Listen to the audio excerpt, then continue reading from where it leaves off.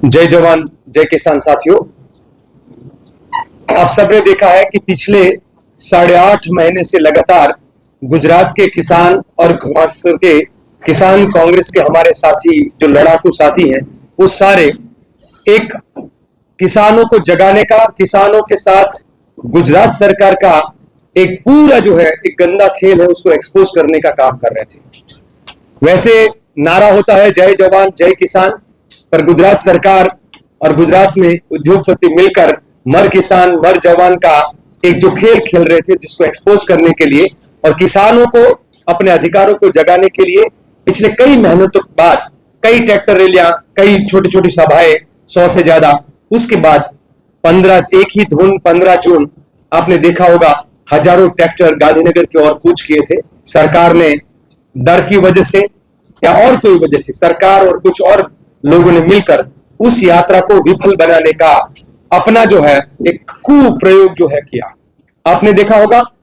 कि भले सरकार इस यात्रा को विफल बनाने के लिए, यात्रा को रोकने का उसका जो कुकर्म है उसने किया, पर आपने ये भी देखा होगा कि सापकड़ा जैसे गांव में जहां पर किसान को 3 या 4 लाख रुपया नहीं मिल रहा था, वहां पर उनके अकाउंट में 30-35 लाख रुपया कंपनी जो है रातों रात वहां पर डालना शुरू किया। 60 लाख तक का है उनके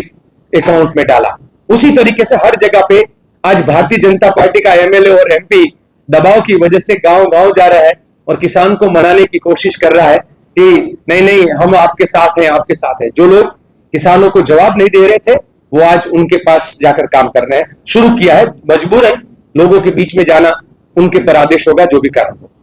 दूसरी तरफ हम ये भी कहेंगे कि ये आंदोलन के कई अलग अलग विभाग होते हैं। आंदोलन पार्ट 1 15 जून को शाम को खत्म हुआ। आंदोलन पार्ट 2 अब पदयात्रा के रूप में किसान के पास 2 ही हथियार होते हैं, या तो अपना ट्रैक्टर या तो अपने पैर गांव गांव घूमना, के खेतों में घूमना। तो अब हमने तय किया है कि ट्रैक्टर यात्रा, अधिकार यात्रा, किसान अधिकार यात्रा के रूप में पूर्ण किया। अब हम पदयात्रा के रूप में कच्छ के ब्रजवाणी करके जो विस्तार है वहां से निकलेंगे और ब्रजवाणी से शुरू कर लगातार हम 400 किलोमीटर का द्वारिका तक का यात्रा कच्छ, मोरबी, जामनगर और द्वारिका जिले में करेंगे। उसी तरीके से एक और यात्रा का छोटा हिस्सा, दूसरा पार्ट जो है वो सुरेंद्रनगर जिले के धांगध्रा ब्लॉक से शुरू होकर हलवद का कुछ पार्ट करके सरा जो थानगढ़ का एरिया है वहां से होते हुए वांकानेर और वहां से टंकारा, और टंकारा से अगर लतीपुर में दोनों यात्रा मिलेगी और वो द्वारका की ओर जाएगी। हम ये भी भगवान कृष्ण को ये विनती करने के लिए जा रहे हैं कि जैसे सुदामा तेरे पास आया था और तूने भगवान कृष्ण जिस तरीके से सुदामा की मदद की थी, उसी तरीके से जब गुजरात की सरकार किसानों को नहीं सुन रही है तो अब आने वाले समय में हम आपके द्वार आ रहे हैं ये कहने के लिए कि ये बहरी और अंधी सरकार को आप उनके कान और आंख खोलने का काम करें। और पूरे गुजरात के किसानों को हम आह्वान करते हैं कि आप सारे के सारे 26 जून को हम यात्रा ब्रजवानी से शुरू करेंगे। ये 400 किलोमीटर और दूसरा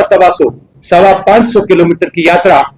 जो है करते हुए हम वहां द्वारिका पहुंचेंगे। इस यात्रा में जुड़ने के लिए जिसके भी मन में है, जिसको भी ऐसा लगता है कि मेरे रात के खाने में, दिन के खाने में या जिंदगी में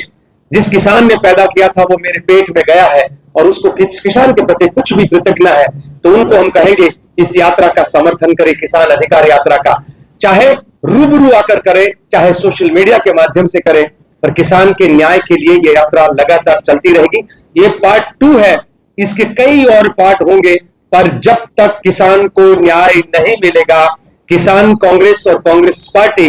ये लड़ाई जारी रखेगी। जैसे खेड़ा और बारडोली में सरदार पटेल ने किसानों के हक की लड़ाई लड़ी थी और तब से लेकर आज तक, और चंपारण में गांधी जी जैसे लड़े थे, उसी तरीके से हम लोग किसान की लड़ाई गुजरात में लड़ते रहेंगे। धन्यवाद।